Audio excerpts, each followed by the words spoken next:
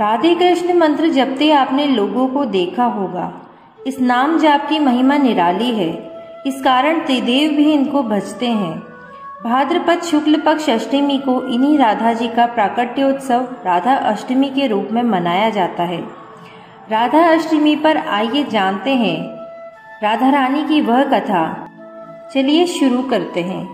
धार्मिक ग्रंथों में वर्णित राधा रानी की कथा के अनुसार एक बार नारद जी भगवान सदाशिव के पास पहुँचे और प्रणाम कर पूछा, हे भगवान, मैं आपका दास हूँ, मेरी एक जिज्ञासा है, कृपया उसे शांत कर दीजिए।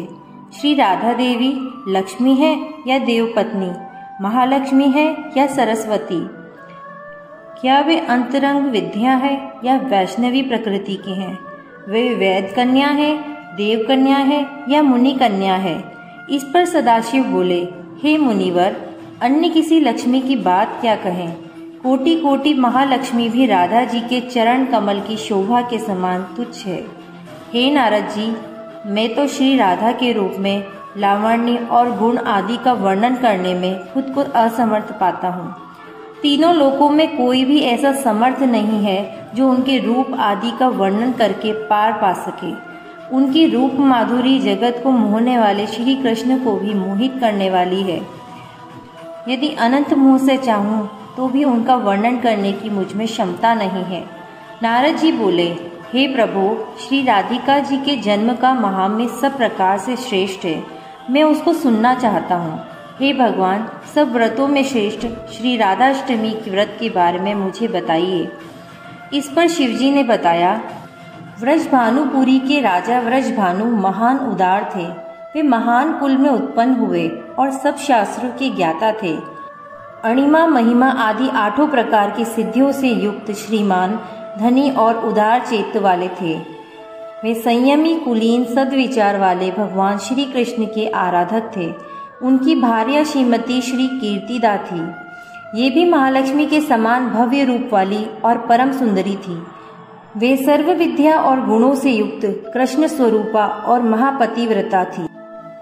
उनके गर्भ से ही भाद्रपद की शुक्ल पक्ष की अष्टमी को मध्याह्न काल में श्री वृंदावनेश्वरी श्री राधिका जी प्रकट हुई थी। शिवजी ने नारद जी को बताया कि राधा अष्टमी के दिन व्रत रखकर उनकी पूजा करनी चाहिए।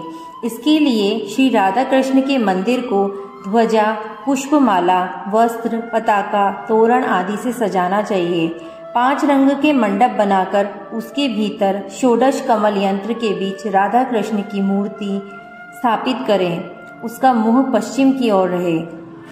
इसके बाद राधा जी की स्तुति करें और ध्यान करें और उन्हें सुगंध, पुष्प, फल, धूप आदि अर्पित करें।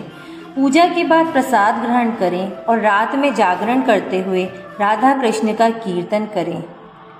शिवजी ने नारद जी को बताया कि जो मनुष्य भक्ति से राधा अष्टमी का अनुष्ठान करता है, वह श्री राधा कृष्ण के सानिध्य में श्री वृंदावन में स्थान पाता है और ब्रजवासी बनता है। श्री राधा जन्म महोत्सव का कीर्तन करने से मनुष्य भव बंधन से मुक्त हो जाता है। जो व्यक्ति राधा नाम और राधा जन्माष्टमी व्रत की महिमा गाता है, उसे सभी तीर्थों का फल और विद्या मिलती है। शिवजी ने कहा कि जो व्यक्ति श्री राधिका जी को भजता है, उन्हें याद रखता है, उसे मैं भजता हूँ और उसे मेरी कृपा प्राप्त होती है। राधा नाम स्मरण निष्फल नहीं होता। श्री राधा जी सर्व तीर्थमयी और ऐश्वर्यमयी है। श्री राधा भक्त के घर से कभी लक्ष्मी विमुख नहीं होती। उसके घर श्री राधा जी के साथ श्री कृष्ण भी निवास करते हैं। यह सब सुनकर मुनि श्रेष्ठ नारद जी ने श्री राधा अष्टमी का पूजन किया। जो मनुष्य इस लोक में राधा जन्माष्टमी व्रत की यह कथा सुनता है, वह सुखी, सम्मानित, धनी, सर्वगुण संपन्न हो जाता है। शिवजी के अनुसार जो व्यक्ति धर्म के लिए राधा मंत्र जपता है, उसका मन धर्म में तल्लीन होता है। जो धन चाहता है, उसे धन मिलता है, और जो कामार्थी या मोक्षार्थी होता है, उसे ये चीजें प्राप्त होती हैं। श्री राधा की भक्ति करने वाला सुखी, विवेकी और निष्काम हो जाता है।